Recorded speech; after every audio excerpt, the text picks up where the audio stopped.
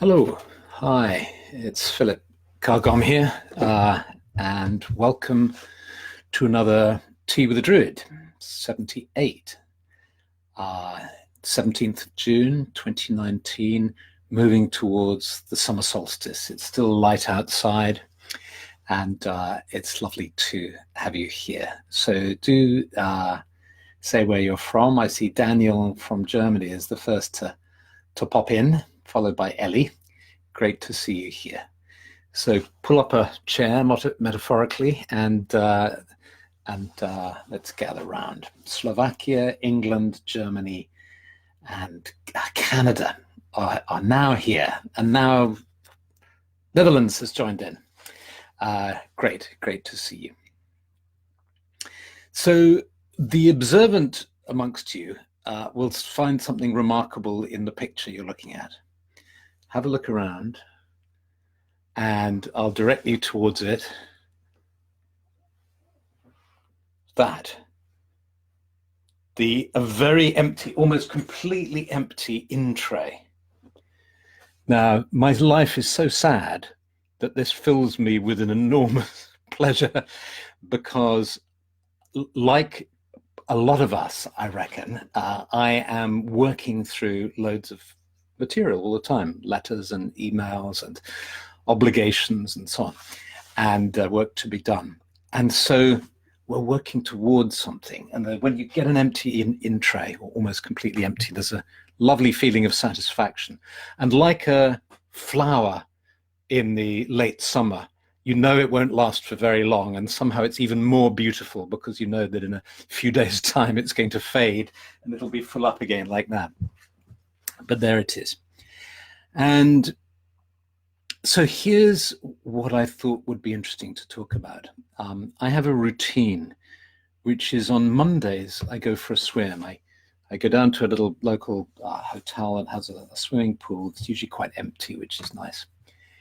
And I have a swim and then a sauna afterwards. And that's the time when I tune in to what I'm going to talk about in one of these tea sessions.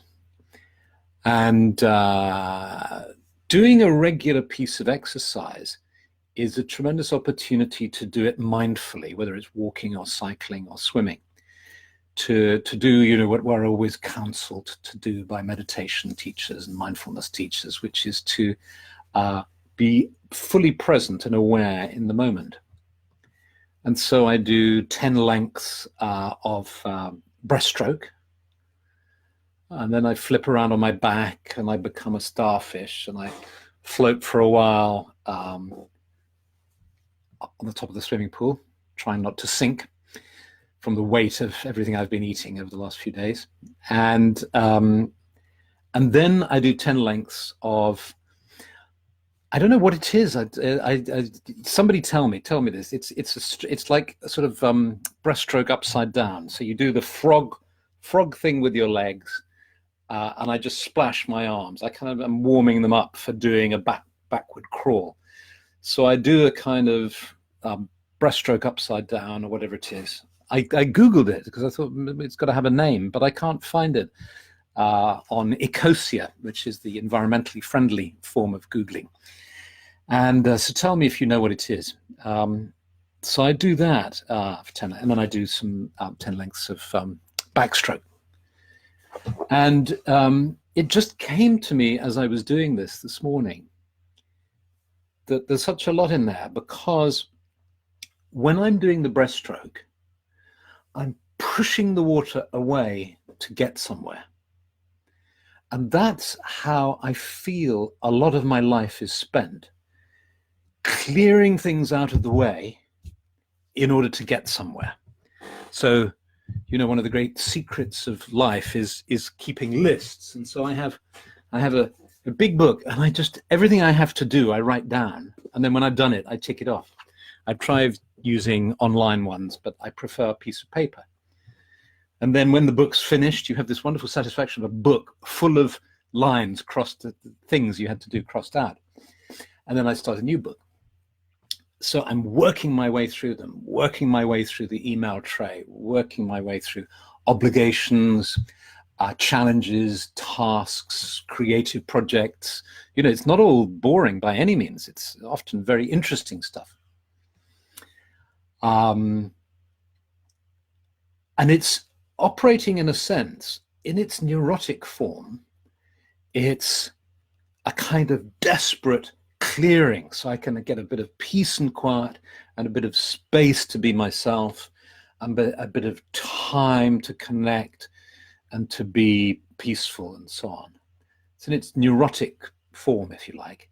In its healthy form, I'm working with hope, because I'm working towards positive goals of doing what I love doing and so on, and fulfilling my duties and so on. And so I'm swimming towards hope. Yeah. Because the thing about hope is not satisfied with the status quo. You know, I don't know if you've ever had the dangerous thought, you know, what if I just don't bother with this stuff? Maybe I can just let it pile up. Just don't bother with it. And of course, and then, you know, you open the next letter and it's a bill that, you know, if you don't pay, your phone's going to be disconnected or something. So, you know, sadly, you do have to bother with it. So I'm working with that. What happens when I flip over onto my back is, instead of working with hope, I'm working with trust. Because when I flip onto my back, I stop and I lie there and I'm trusting that I'm not going to sink to the bottom like a stone. I can't see what's behind me, but I know that the water has got my back, so I'm okay. But I trust. And then when I start swimming backwards, I'm still working with trust, because I'm trusting that I'm not going to bash into anything. And you know, I guess we all do it. You know, there's the occasional time where you're not being totally mindful and you bonk your head on the end of the swimming pool. You just keep going back. You go boop like that, and you realize you've come to the end of the pool. So when I realized this, I thought, gosh, that's interesting. These two dynamics, working with hope, working with trust. Doing, very much doing when you're doing the breaststroke, doing, getting somewhere, and then just being, doing and being, doing and being. And I need both. I need to do the breaststroke. There are certain muscles, I guess, that I'm exercising. There's a certain health benefit I'm getting from doing that. But if I don't flip over and do the other one, I'm missing out on other muscles, and there are other health benefits that come from swimming on my back. So if I know that if I do both, I will give my body a good workout. So there we go. Those two dynamics, and knowing when to turn over on one's back, I suppose, knowing when to trust, knowing when you've done enough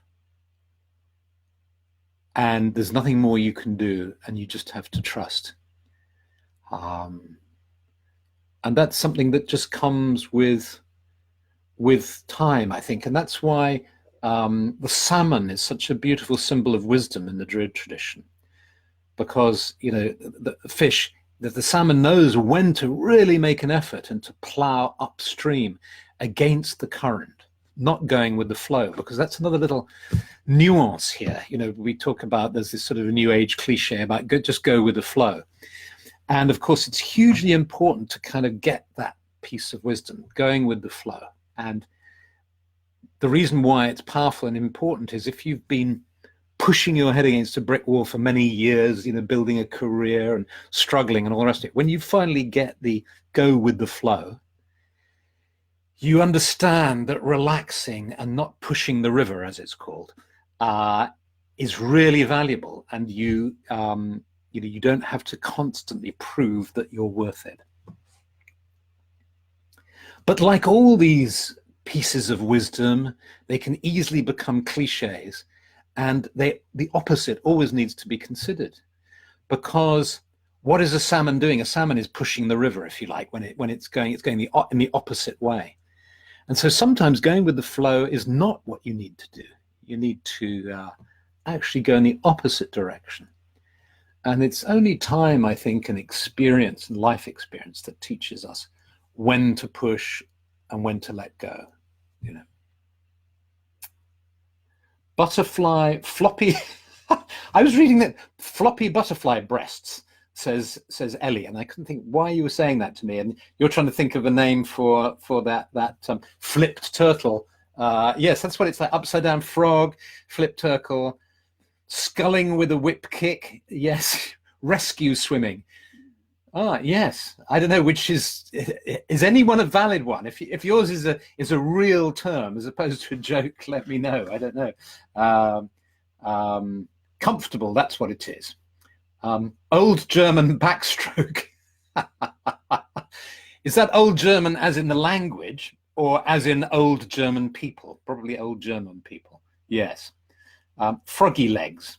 Yeah, could be. Yes. Lovely, lovely. So that's my thought for today. Have I made any other notes that would relate to this? Doing and being. No, that's it. That's it. So listen, let's do a meditation and work with this idea by finding a lovely pool just outside our sacred grove. If you have a water phobia or you don't like swimming, please don't do this meditation. Please instead, I mean, by all means, follow it, come with us. When you get to the water's edge, just sit there quietly and enjoy the tranquil atmosphere, but don't feel obliged to get in the water. So let's have a go. And as you know, with these meditations, you don't have to do them if you don't want to. You can just sit and watch and listen, do them later, whatever works for you. So let's just take a few moments to settle. For a lot of us, it'll be the evening. I know for some of you, it's the early morning, but for many of us, it's Monday evening, and we're coming to the end of the day, and we can just let go of all that's happened and just come to be present, sitting here now, being here, here, fully present, and allowing our eyes to close gently to better concentrate on ourselves. And then just becoming aware gradually of this transition to being seated in the sacred grove. The sacred grove is a clearing in the forest with trees and tree spirits supporting us, our brothers and sisters, the trees who love us, who protect us, who keep us safe and give us oxygen to breathe. And the good earth beneath us. And you tune into the earth now and just feel the strength and stability of the earth. Sensing all the life in the earth, all the living creatures, the moisture, the energy of the earth, and the slow rhythm of the earth. And just as you breathe out, allow your breathing just to let your muscles relax and just feel comfortably seated on the earth. And feel the energy of the earth rising up into you, bringing you stability and healing and calm.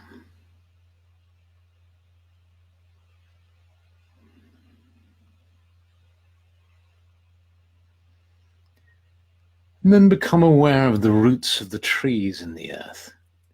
You can feel how the trees around you are anchored in the earth. The trees behind you too. And sense their trunks soaring up into the air with the branches and the leaves. And you breathe in the smell of the trees. All those wonderful essential oils that they're excreting along with the oxygen too. And you breathe that deeply into your lungs, feeling yourself energized, strengthened, healed by the trees. And you become aware of the sky above you. And you breathe in the energy and the vitality of the sky. And the energy of the sky meets the energy of the earth within the center of your being.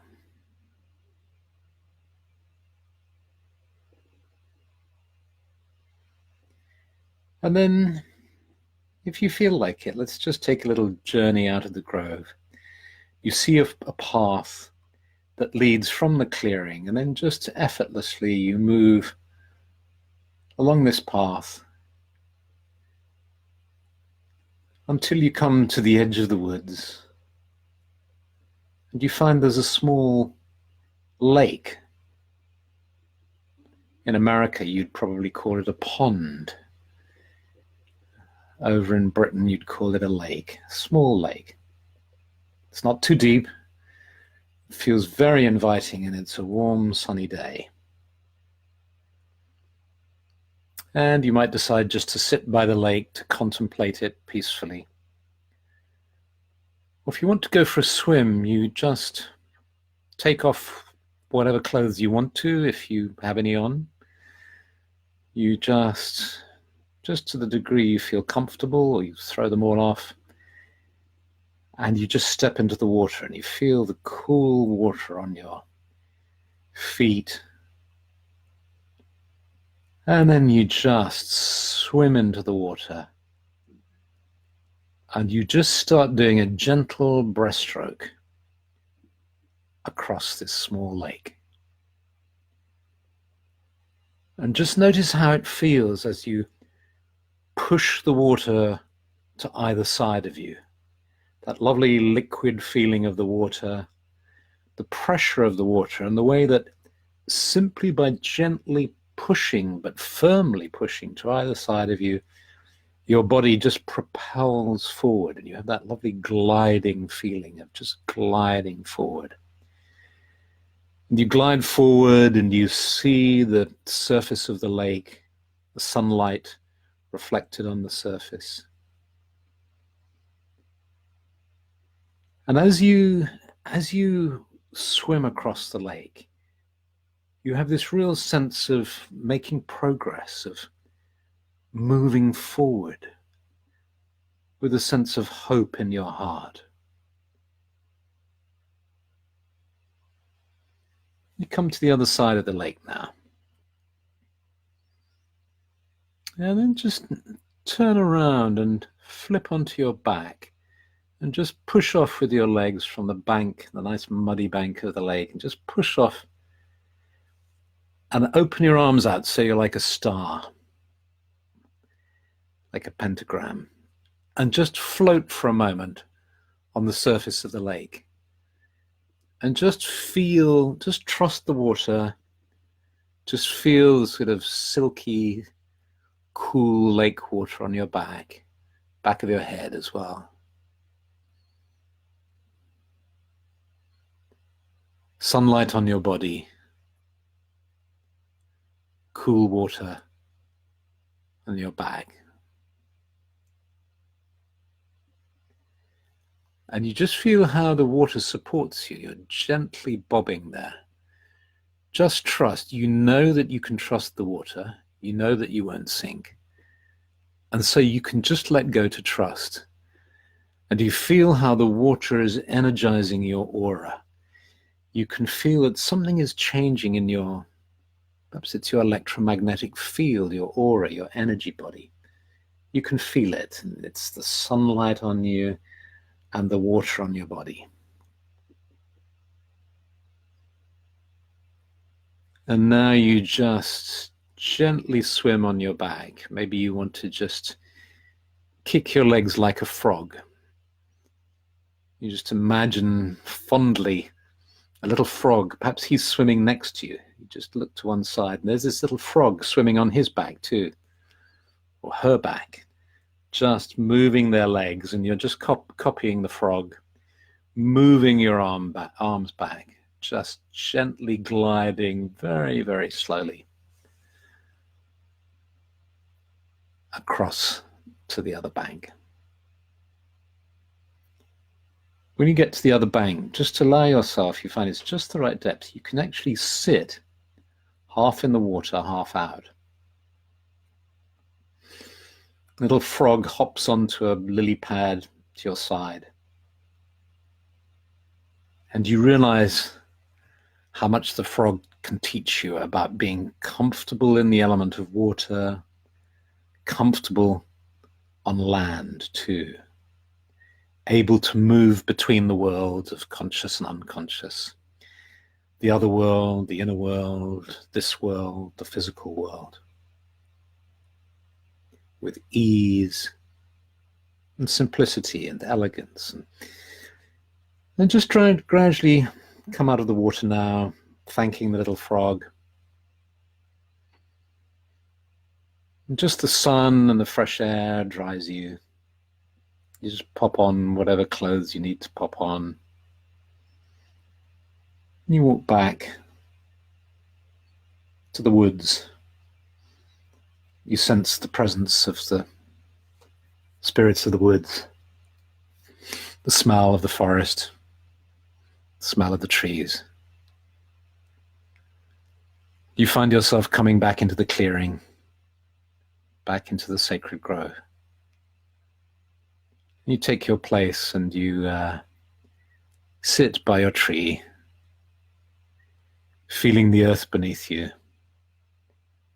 the sky above you. You place the palms of your hands on the earth in front of you, sensing your love for the earth.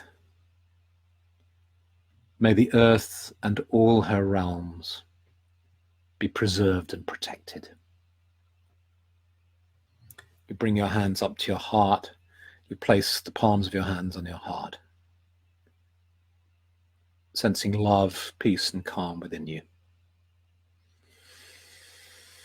You take in a deep breath and then let out a deep breath. And slowly allow your awareness of the sacred grove to fade as you become aware of being seated here in front of your computer or your tablet. Fully present, here and now. Fully present in your physical body. And when you feel ready, you open your eyes.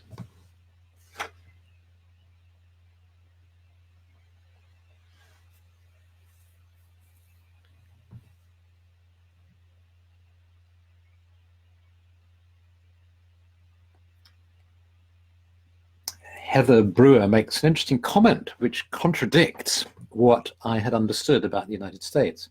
She says, lake versus pond. As far as this gal from the States is concerned, if you can swim in it, it's a lake. Ponds are more like really big puddles. Well, that's how we understand it in the UK. But when I've been in the States, because I know about Walden Pond, I wrote about Walden Pond in a book I did on sacred places, and I went to Walden Pond, and Walden Pond is not a big puddle; it's a lake, and people swim in it. And I swam it. Stephanie and I swam in it. It was just lovely. I really recommend swimming in Walden Pond just to connect to the spirit of Thoreau, and it's just lovely. But it's a big, big pond. So maybe it's different parts of the States. Maybe, Heather, wherever you are in the States, that's the term. But certainly in New England, I think a pond is bigger. But then, as Cindy points out, the Atlantic Ocean is also, we talk about the pond. It's only the pond that separates us. So, well, thank you. It's been lovely having a swim. That was really great, and I hope you enjoyed it. And next week, you're going to have a new guest, Jonathan Woolley, Dr. Jonathan Woolley, I believe he is now. He got his PhD. He's written a wonderful Mount Hemus paper that you can find on the OBOD site, druidry.org, under the Mount Hemus project. And Jonathan's going to be doing tea next week. So have a wonderful week leading up to the solstice. Have a beautiful solstice celebration. And next week, have a wonderful time with Jonathan. Okay. Much love and many blessings. And I look forward to reading your comments once I've got myself a fresh cup of tea. Okay, bye.